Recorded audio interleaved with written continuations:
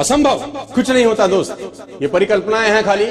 और मैं आज तो आपको बहुत ईमानदारी से और 12 साल के तजुर्बे का निचोड़ निकाल के बता सकता हूं कि इस दुनिया में असंभव नाम का कोई शब्द होता ही नहीं है। इंसान कभी भी चंद्रमा पर नहीं पहुंच सकता, पृथ्वी विज्ञान की अधिकतम सीमा है। डॉक्टर ली दी फॉरेस्ट मशहूर वैज्ञानिक हुए, बहुत बड़े साइंटिस्ट हुए।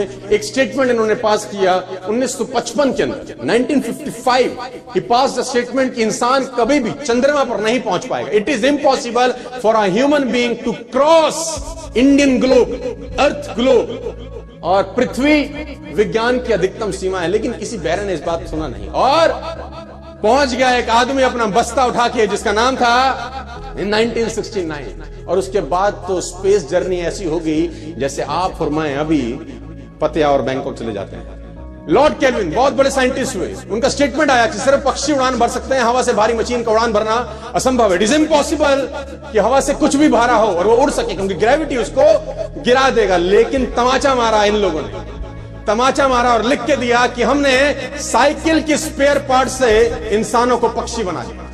साइकिल के स्पेयर पार्ट से इंसानों को पक्षी बना दिया। 16 साल लगे राइट ब्रदर्स को जहाज का निर्माण करने में, लेकिन इन लोगों ने उसकी बात नहीं सुनी जो कहते थे कि वायु का सिद्धांत तुम्हारे विपरीत है।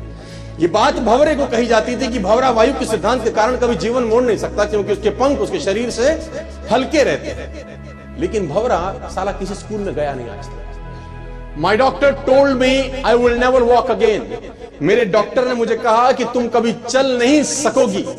My doctor told me you will never walk again. My mother told me I would, and I believed my mother rather than the doctor. Wilma Rudolph एक ऐसी एथलीट हुई जिनको पोलियो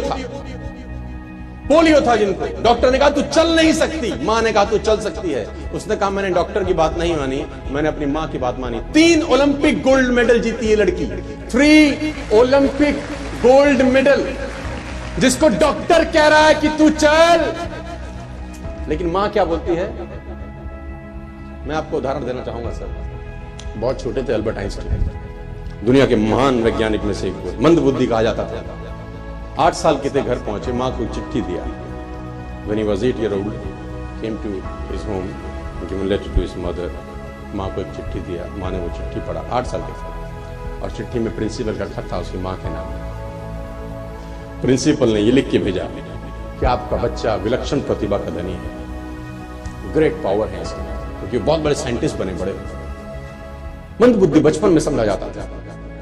आपका बच्चा विलक्षण प्रतिभा का धनी है, इसके अंदर असीम संभावनाएं हैं। तो हमारा स्कूल, हमारी मैनेजमेंट, हमारी फैकल्टी, हमारा टीचर इस लायक नहीं है कि हम आपके बच्चे को अच्छी शिक्षा दे सकें। तो it's better for you to take care of your son. आप अपने बच्चों को अपने घर में पढ़ाइए, हम लायक नहीं है कि आपके बच्चे को पढ़ा सके। और उसकी मां ने पढ़ते पढ़ते आंखों में आंसू ले आई और उसने बच्चे को कहा कल से तू स्कूल नहीं जाएगा, मैं तेरी परवरिश घर पे करूंगा, क्योंकि तेरा टीचर तुझे इस लायक नहीं समझता। मतलब वो अपने आप को इस लायक नहीं समझते। बच्चा खुश हुआ, मोटिवेट हो गया और लग गया। उसकी मां का निधन हो गया। वो अल्बर्ट आइंस्टीन बहुत बड़े साइंटिस्ट हो गए। अल्बर्ट आइंस्टीन जब बहुत बड़े साइंटिस्ट हुए तो मकान शिफ्ट कर रहे थे अपना, और जीवन का सच्ची घटना वो अपनी ऑटोबायोग्राफी में लिखते हैं कि जब मैं मकान शिफ्ट कर रहा था तो एक ड्रॉस के अंदर मुझे व्हाइट कलर का पेपर फोल्डेड अवस्था में मिला। मुझे समझ नहीं था कि क्या है। मैंने उसको फोल्डिंग अवस्था से मिट्टी को हटा के जब खोला तो वो उस टीचर का लेटर था जो बहुत साल पहले टीचर ने मेरे हाथ में दिया था और मैंने अपनी मां के हाथ में रखा था। अब वो बड़ी उत्सुकता के साथ उस खत को पढ़ने लगे। जैसे उन्होंने खत पढ़ना शुरू किया और वो जार जार होकर रोए। उसमें लिखा था कि तुम्हारा बच्चा मंदबुद्धि है, ये हमारे स्कूल के लायक नहीं है, इसको आज के बाद हमारे स्कूल में मत भेजना, इसकी परवरिश खुद किया। मां ने उल्टा पढ़ा कि नहीं, ऐसा नहीं है, तू सब कुछ कर सकता है, तेरे हाथ पास पावर है, तेरे में प्रतिभा है, यू कैन डू वंडर्स। दोस्तों, इस दुनिया में किसी की बात मत सुनना। नेवर एवर बिलीव एनीबॉडी की जो तुमको बोले कि तू नहीं कर सकता, कान पे मारना, बोला साले तू नहीं कर सकता, हम करें।